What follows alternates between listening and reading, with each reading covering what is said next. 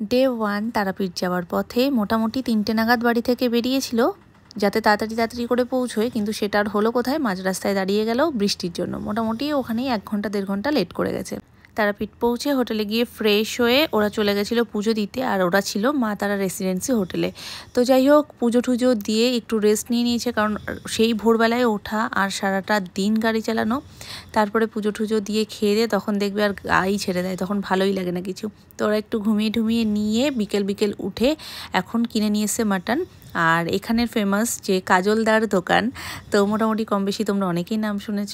তো কাজলদার দোকান থেকেই মাটনটাকে রান্না করিয়ে খাবে রাত্রিবেলা, এরকম প্ল্যান। দুপুরবেলায় হোটেল থেকেই খাবার দাবার সমস্ত কিছু খেয়েছিল, আর ওই হোটেলটাতে না বাইরের খাবার সমস্ত কিছু অ্যালাউ ছিল, যার কারণে খুব বেশি একটা সমস্যা ছিল না। তো এখানে গিয়ে কাজলদার হোটেলে খাবার খাবে সেটা ওদের আগে থেকেই প্ল্যান ছিল। তো ওনাকে দিয়ে দিয়েছে এবং রান্নাবান্না করিয়ে নিয়ে গেছে। এখান থেকে মাটন আর রুটি দুটোই ওরা নিয়ে গেছে। রাত্রিবেলার হোটেলের কোনো খাবার দাবার কিছু খাইনি। তো যাই হোক, ওখান থেকে বেরিয়ে মানে মাংসটা রান্না করতে দিয়ে চারপাশটা ঘুরে দেখছিল এবং সোনাইয়ের জন্য বল টল সমস্ত কিছু যা যা কেনার ছিল সেগুলো কিনছিল। মাঝখানে ভিডিও কলও করেছিল আমাকে। লাস্ট ইয়ার এরকম সময় আমরা সবাই মিলে একসাথে এখানে ঘুরছি, আর এই বছরটা কীরকম না, এই বছরটাও একা ঘুরছে। আজকের ওয়েদারটা দারুণ। গুড মর্নিং এভরিওয়ান, কেমন আছো সবাই? আই হোপ সবাই খুব ভালো আছো, সুস্থ আছো, আমরাও বেশ ভালো আছি। নেক্সট ডে সকাল ওরা বেরিয়ে পড়েছে হোটেল থেকে সোনাঝুরির উদ্দেশ্যে। রাস্তায় প্রচণ্ড বৃষ্টিতে দাঁড়িয়ে পড়েছে, মোটামুটি এখানেই 2 ঘন্টা মতন ওরা লেট করে গেছে, নাহলে সোনাঝুরি আরও আগে ওরা ঢুকে যেত। যাই হোক, কিছু করার নেই, দিনই এমন বেঁচেছে যে দিন দুটো প্রচণ্ড বৃষ্টি হওয়ার সম্ভাবনা ছিল, তাও ওদের ভাগ্য অনেক ভালো যে অল্পের উপর দিয়ে গেছে। জাস্ট সুমন ফোন করলো যে তারাপীঠ থেকে বেরিয়ে গেছে, সোনাঝুরিতে পৌঁছেও গেছে। আরও হয়তো 1-8 ঘন্টা আগেই ওরা পৌঁছতো, বলছে 1.5 ঘন্টা আমরা পিছিয়ে গেলাম, নাহলে আরও আগে আমরা ওখানে মানে সোনাঝুরিতে পৌঁছে যেত। বৃষ্টিটার জন্য, বৃষ্টি হচ্ছে ওখানেও খুব। আর সকাল তখন কটা বাজে, 7টা বাজে হয়তো, তখন আমাকে ফোন করেছে, তখন আমি ঘুমাচ্ছি। ফোন করে বলছে যে এখানে প্রচণ্ড বৃষ্টি হচ্ছে, আজকে থেকে যাচ্ছে। আমি যে ঠিক আছে থেকে যাও বলে আমি ফোন রেখে আবারও ঘুমিয়ে পড়েছি। তো যখন আবারও বেরোচ্ছে তখন আবার ফোন করেছে যে আমি এখন বেরোচ্ছি, আমাদের খাওয়া দাওয়া টিফিন কমপ্লিট হয়ে গেছে, আবার বেরোবো। তো আমি বলছি কেন থাকলে না? এখন আবার ফোন করেছে, করে বলছে সোনাঝুরিতে ঢুকে গেছি, এই দেখে ঠেকে এখন জাস্ট বেরিয়ে খাবার দাবো বরিশালের রান্নাঘর থেকে। মানে আমরা লাস্ট টাইম যেখান থেকে খেয়েছিলাম ওখানের খাবার দাবার বাঙালিয়ানার মধ্যে খুব সুন্দর। তো সোনাঝুরির ওই সাইডটা গেলে অবশ্যই করে বরিশালের রান্নাঘরে মানে আমরা খাবোই, এইরকম একটা ব্যাপার। তোমরাও যদি ওই সাইডটা যাও বরিশালের রান্নাঘরে গিয়ে একবার খেয়ে দেখো, খুব সুন্দর খাবার দাবার। তো যাই হোক, ওখানে গিয়ে খাবো, তারপরে সোজা বাড়ির দিকে আসবো। তো আমি বলছি কী ব্যাপার, তুমি বৃষ্টি হচ্ছে ওখানে বললে থাকবে, তো থাকছো না? বলছে ঠিক আছে বুঝতে পেরেছি, এবার রাখো।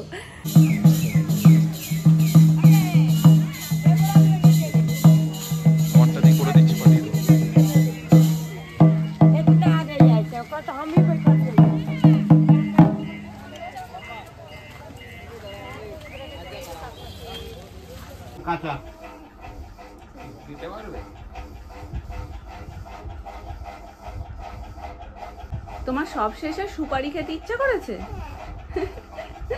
কেন, তুমি কি বুড়ি ঠাম্মা হয়ে গেছো? তুমি বুড়ি ঠাম্মা হয়ে গেছো মাম্মা? দাঁত আছে না বাঁধাতে হবে? দাঁত আছে না বাঁধাতে হবে? তোমার বাবা বরিশালে খাচ্ছে, যাবে তুমি বরিশালে রান্নাঘরে যাবে? এই সকাল থেকে এত বৃষ্টি হয়েছে, এখন বৃষ্টি হচ্ছে না ঠিকই, কিন্তু ওয়েদারটা এত ভালো, ঠান্ডাও লাগছে, সেই গরমের তাতা পোড়া রোদটাও নেই। তো এই মাঝামাঝি ওয়েদারটা বেশ ভালো লাগে।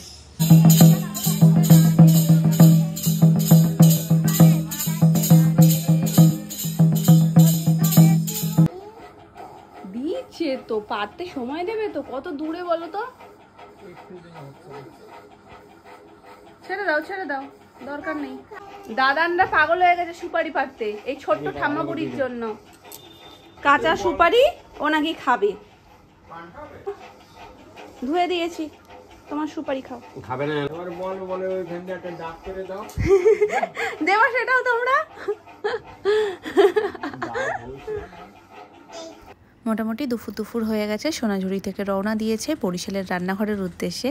তো লাস্ট টাইমও আমরা বরিশালের রান্নাঘরে যেমনটা বললাম খেয়েছিলাম। সো এবারও প্ল্যানটা সেটাই ছিল যে একেবারে লাঞ্চটা বরিশালের রান্নাঘর থেকেই সারবে।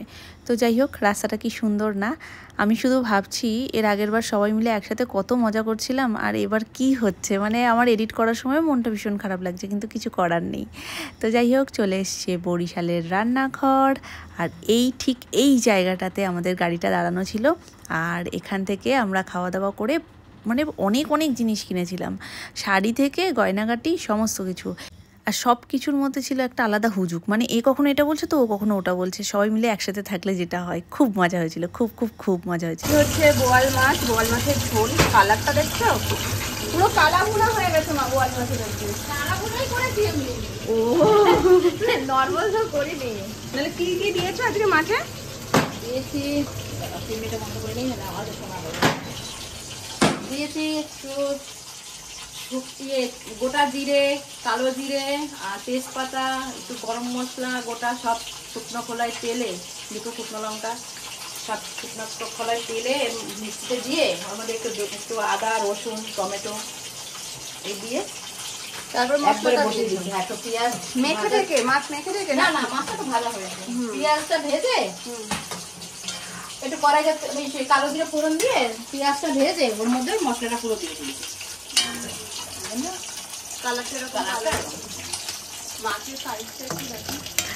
কালো জিরে একটু তেলে দিয়েছি, সব মশলাই তেলে দিয়েছি, ওই জন্য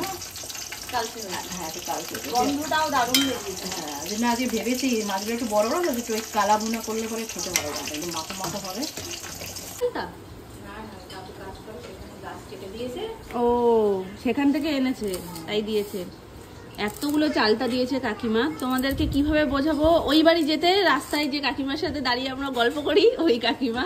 তো খুব একটা বেশি তোমরা ব্লগে দেখোনি, তো চিনতে পারবে না, সেটাই স্বাভাবিক। যাই হোক, এই দেখো কতগুলো চালতা। আমাদের বাড়িতে মানে আমার বাপের বাড়িতেও চালতা গাছ ছিল, বিশাল বড় বড় সাইজের চালতা হতো। এটা চেনো মাম্মা? এটা কি ফল? ওলে বাবালে, এই দেখো চালতার সাথে সুপারি খেয়ে বলছে তোমার আছে আমারও আছে।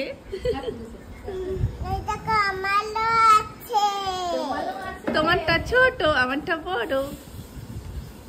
তুমি বলো আমারটা পরিষ্কার, তোমারটা নোংরা। এইটাকে আমিও বলো। ও তুমিও বড়।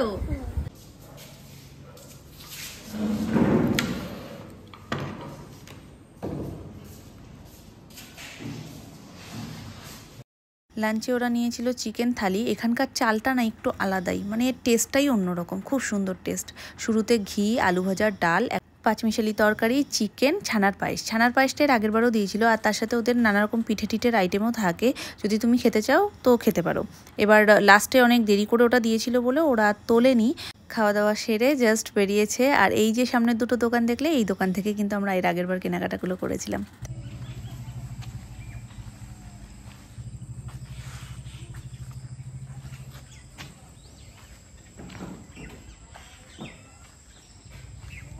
রাইতে যতটা না কালো লাগছিল, এখন যে নামিয়েছো না আরো কালো হয়ে গেছে।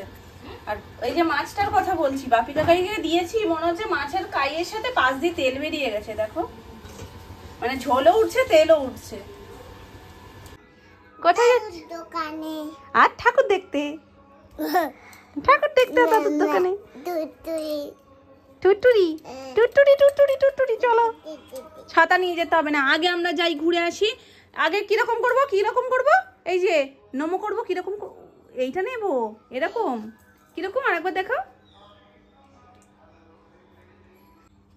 এরকম চোখ পিট পুতুল। আর কি নেবো?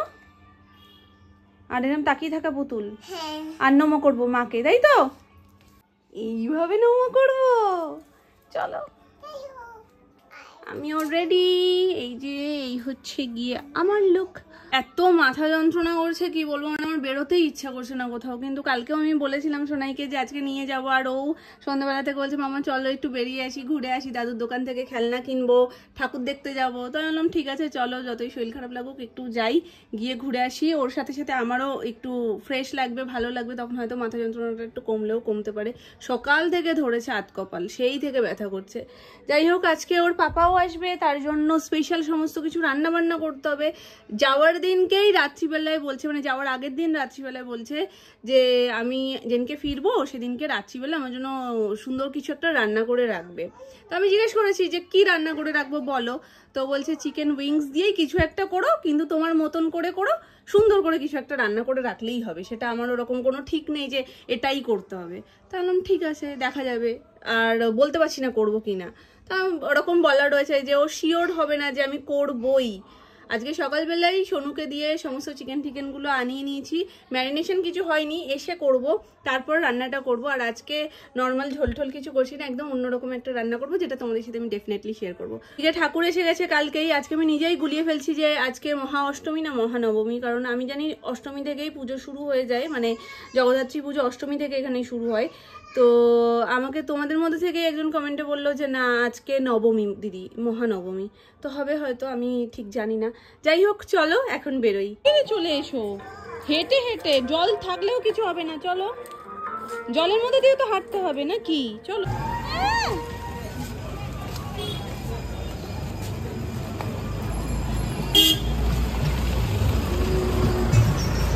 সুন্দর এই পাশ থেকে লাইটটা দিয়েছে, পুজোয় লাইট ছিল পুরো মাঝখান থেকে, এবার জগদ্ধাত্রী পুজোতে লাইট সাইড থেকে ক্রস করে।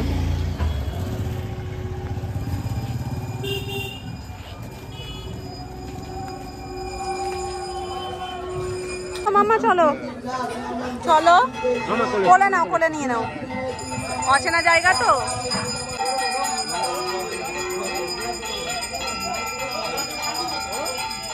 মাম্মা মাম্মা নমো করো, নমো করো। এখন না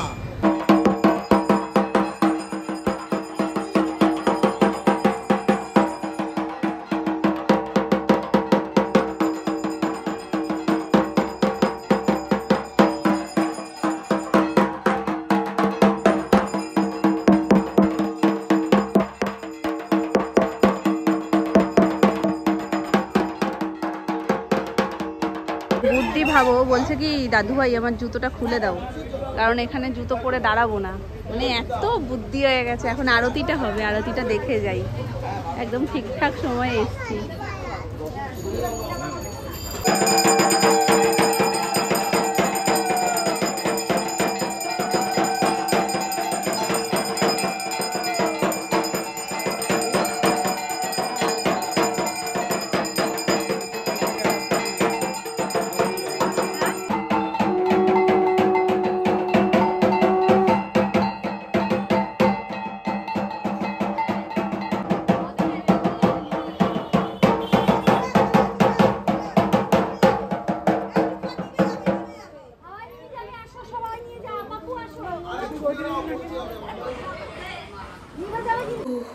সন্ধ্যের টিফিনটা একদম ফাটাফাটি ছিল, একটা রুটি নিয়ে নিয়েছি, আর তার সাথে কাকি আজকে ঘুগনি বানিয়ে নিয়ে এসছে, তারাও দেখাচ্ছি।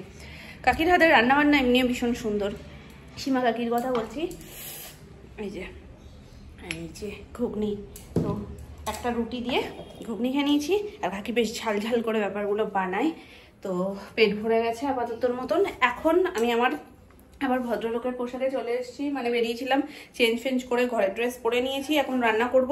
আর আজকে বানাবো হচ্ছে ড্রামস অফ হেভেন্স। সুমনের সাথে এই জাস্ট কথা হলো, ওর ঢুকতে মোটামুটি 1-1.5 ঘন্টা সময় লাগবে, আর আমারও রান্না করতে মোটামুটি 1-1.5 ঘন্টাই সময় লাগবে। এই দেখো ড্রামস অফ হেভেন্সের জন্য উইংস আর পুরো ড্রাম স্টিক দেওয়া রয়েছে, শুধু নুন আর লেবু ভালো করে ম্যারিনেট করা রয়েছে। এবার আমি বাকি যে মশলাপাতি লাগবে সেগুলো সব দেবো। আলাদা আলাদা করে সবকিছু করে নিয়েছি, এটা লঙ্কা ছাড়া আর এটা লঙ্কা দেওয়া। এটা লঙ্কা ছাড়া বলতে ঝাল ছাড়া না, কিন্তু এর মধ্যেও গোলমরিচের গুঁড়ো দেওয়া রয়েছে। আমরা সবাই খাবো, সোনাইয়ের জন্য করবো, তো সেটার জন্যই সোনাইয়েরটা গোলমরিচের গুঁড়ো দিয়ে বাকিদেরটা লঙ্কার গুঁড়ো।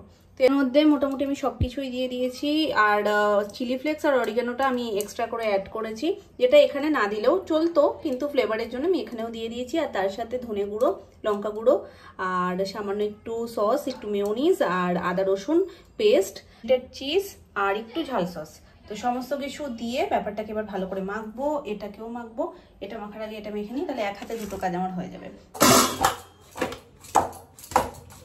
দেখ মাম্মা শিগগিরই আয়, এই দেখো তুমি ডাল আমি নামাচ্ছি, তুমি ছেড়ে দাও, এখানে নিয়ে এসো ওকে। এই দেখ কিভাবে লাফাচ্ছে চিকেন,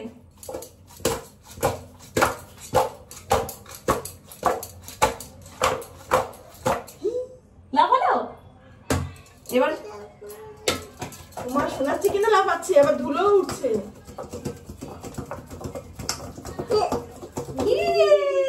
একটা একটা করে এবার ভেজে নেবো।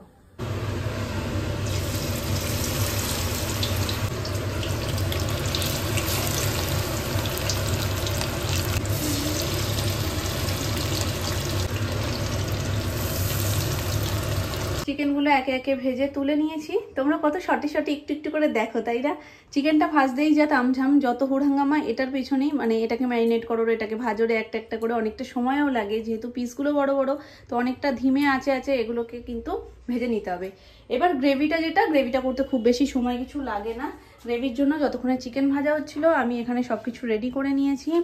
এখানে রয়েছে একদম মিহি কুচি পেঁয়াজ, আর একটু মোটামুটি কিউব কিউব করে কেটে নিয়েছি আমি ক্যাপসিকাম, আর একদম মিহি কুচি করে নিয়েছি কাঁচা লঙ্কা আর রসুনটাও কিন্তু একদম মিহি কুচি। তো এগুলো যতটা সুন্দর কুচি হবে গ্রেভিটা কিন্তু ততটাই সুন্দর টেস্ট হবে। আর যদি বড় বড় মোটা মোটা থাকে না, গ্রেভিটা মানে যেন মনে হবে পেঁয়াজ রসুন তোমার দিকে তাকিয়ে আছে, একদমই খেতেও ভালো লাগবে না, দেখতে তো ভালো লাগবেই না। প্রথমে পড়বে পেঁয়াজ,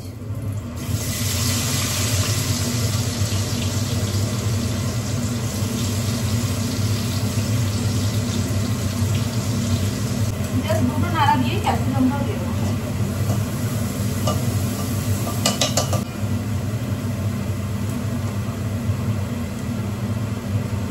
রসুন লঙ্কাটা আমি পরে অ্যাড করবো।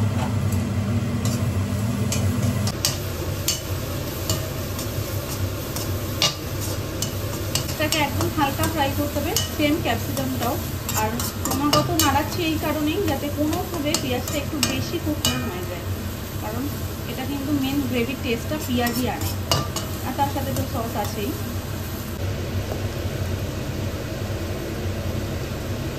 মোটামুটি পেঁয়াজটা হয়ে আসছে এরকম ভাব হবে, ঠিক সেই সময়টাই কিন্তু আমি দিয়ে দেবো রসুন আর লঙ্কা কুচিটা, কারণ এটা দিয়েও আমাকে কিছুক্ষণ নাড়াচাড়া করতে হবে, জাস্ট 1 থেকে 1.5 মিনিট কি 2 মিনিট।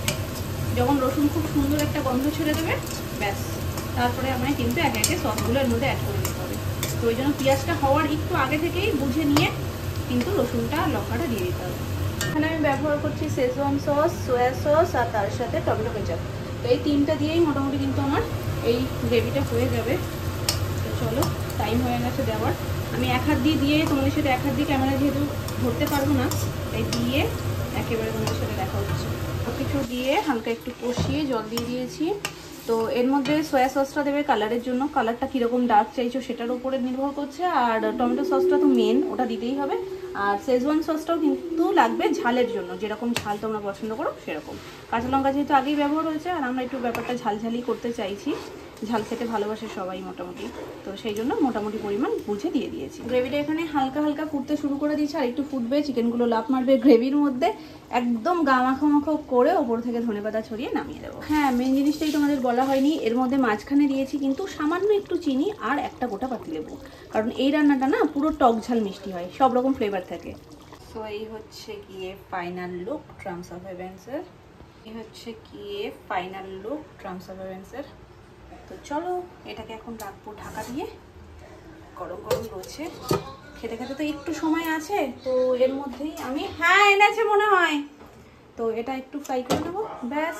তারপরে টেবিলের ওপরে প্রচুর জিনিস জমে গেছে, সেগুলো সমস্ত কিছু গোছাবো, রান্নাঘরটাকে গোছাবো, তারপরে সবাই মিলে একসাথে খাবো। জাস্ট সবাই খেতে বসেছে, ব্যাগপত্র নিয়ে এসছে। টানা 2 দিন গাড়ি চালিয়ে কেমন লাগছে? পুরো কালো হয়ে গেছে রাস্তার ধুলোয়, আর একটু আগে পৌঁছে যেতে পারতো। হ্যাঁ বল, হ্যাঁ এনেছে বল, আর একটু আগে আসতে পারতো, কিন্তু মাঝ রাস্তায় রাস্তাটা একটু গুলিয়ে গেছে, ফোনেরও নেট ছিল না, ফোনের চার্জ ছিল না। বাবাই কই? বাবাই এক্ষুনি বললো বাবাই। হ্যাঁ এক্ষুনি বলেছে বাবাই। বাবাই এই ও কি পড়েছে? চশমা আসো বাবাই, ঘরে ঢুকো, ঘরে ঢুকো। হ্যাঁ এনেছে তো, তোমার জন্য বাবাই আনবে না? ঢুকো, ঘরেই তো ঢোকেনি এখনো। কালো দেখো ওর মুখটা মা পুরো কালো হয়ে গেছে রাস্তার ধুলো। ইস কি বেরোচ্ছে রে, এটাই তো তুমি দেখেছিলে। এটাই তো তুমি দেখেছিলে আর বললে না বাবাই আমাকে এই বলটাই নাও, এই কালারটাই লাগবে আমার। কাটা বল, সুন্দর বল। পোশাকটা নাও তো। চলো চলো।